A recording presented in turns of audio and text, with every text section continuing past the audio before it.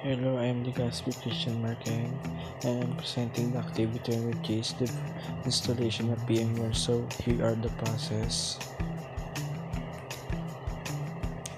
So first, let's go to the Google Chrome and type po natin yung Vmware Workstation 17 Pro. So as you can see po, let's click the download Vmware and i-direct po siya natin tayo sa official website of Vmware. So scroll down po natin, and then the workstation 17 Pro for Windows is click po natin, and then hintayin lang po natin mag-download.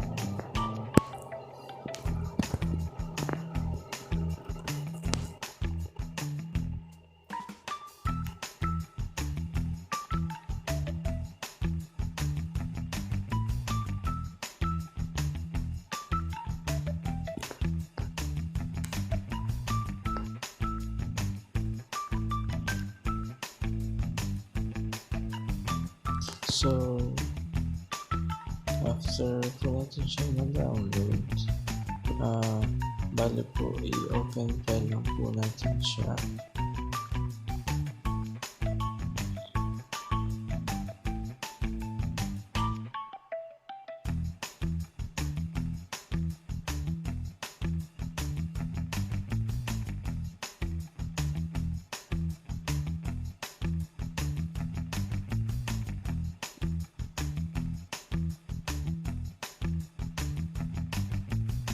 So ayan, tapos na po siya mag-download. So click po natin yung file setup.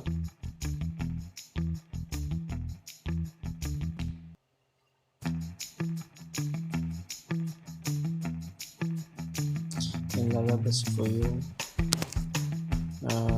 workstation for 17 Pro na. Click po natin siya.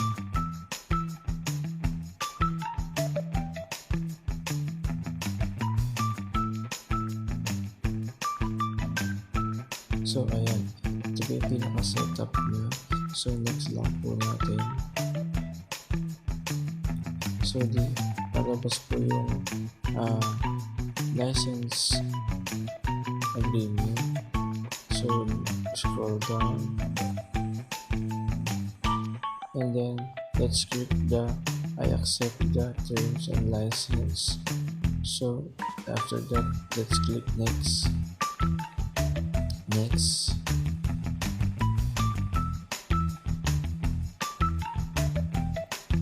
lang po natin, and then ito po is i-install na po natin siya.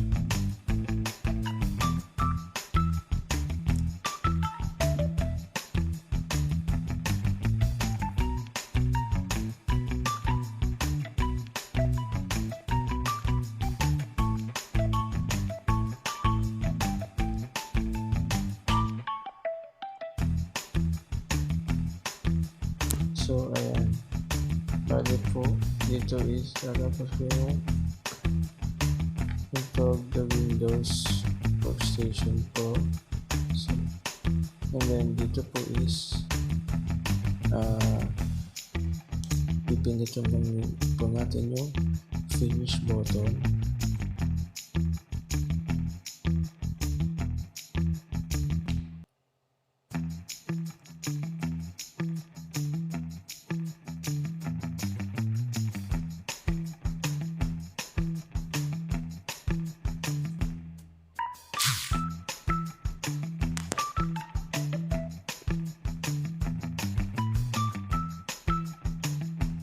So as you can see po, na-install na po natin yung Vmware. Open lang po natin siya. Ayan po yung pinaka dashboard niya, which is meron po siyang plate. Ayan, kita nyo po.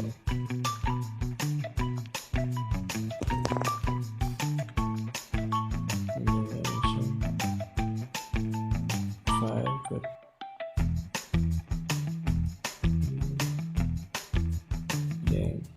Okay lang po, na-install na po natin yung Vmware. Then, meron po siyang pros ito po yung mga pros niya, and then yung cons po. And that's all po. Thank you for watching.